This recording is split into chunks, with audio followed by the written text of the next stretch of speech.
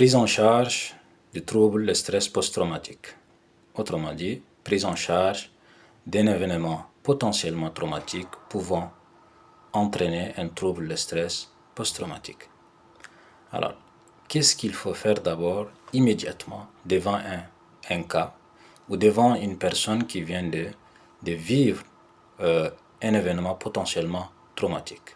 Alors, premièrement, il faut d'abord mettre cette personne en sécurité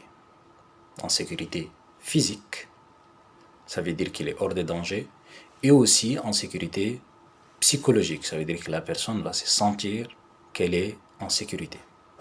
Deuxièmement, on va faire ce qu'on appelle les diffusing en jargon médical. Alors, le diffusing, c'est cette stratégie qui permet à la personne, à la victime qui vient de subir un événement potentiellement traumatique, de pouvoir discuter, de pouvoir parler, de pouvoir mettre les mots sur les émotions, de pouvoir mettre les mots sur les ressentis, sur ce qu'elle sent, sur ce que cette personne sent, sur ce que cette personne a vécu. Donc il faut parler pour qu'elle puisse dégager ce qu'elle a ressenti.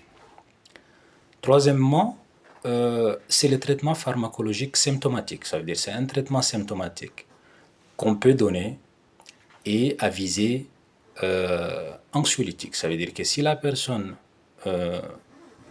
se sent anxieuse, voilà, elle est très angoissée, on peut donner un traitement qui peut la calmer. Ces traitements, on peut donner des benzodiazépines, tels que les lorazépam, ou bien de bêta-bloquants, tels que les propranolol. Voilà, tout ça, on les donne à visée anxiolytique.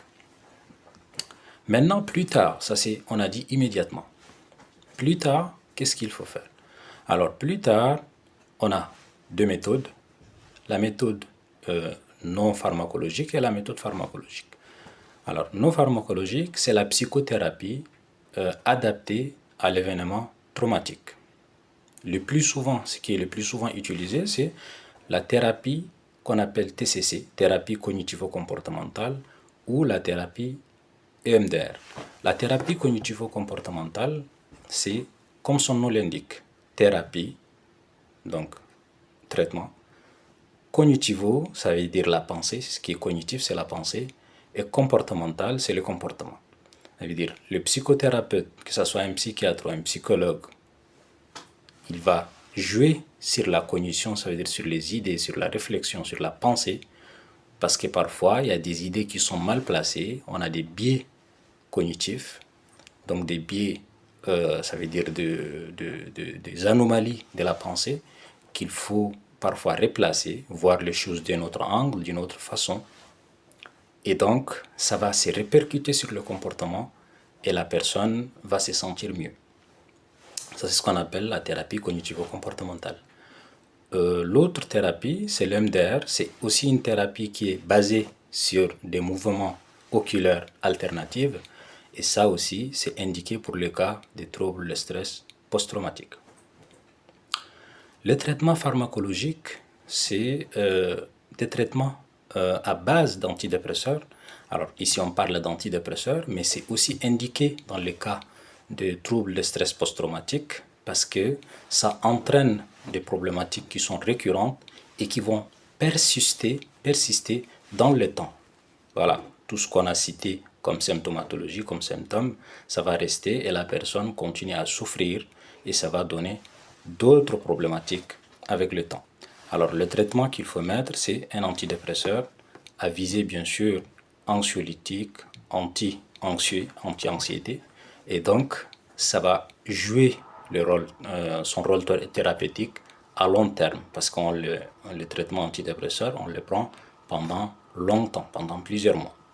Et donc le traitement le plus mis en place, c'est le traitement qu'on appelle ISRS, donc inhibiteur de la récapture de la sérotonine. Voilà, inhibiteur sélectif de la récapture de la sérotonine. Et le plus souvent, ce qui est mis en place dans le cas des troubles de stress post-traumatique, c'est la paroxétine.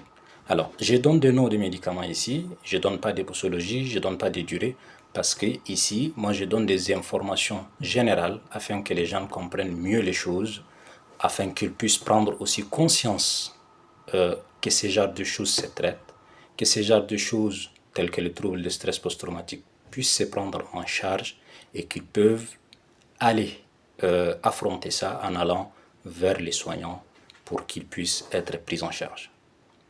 Merci pour votre attention et à la prochaine.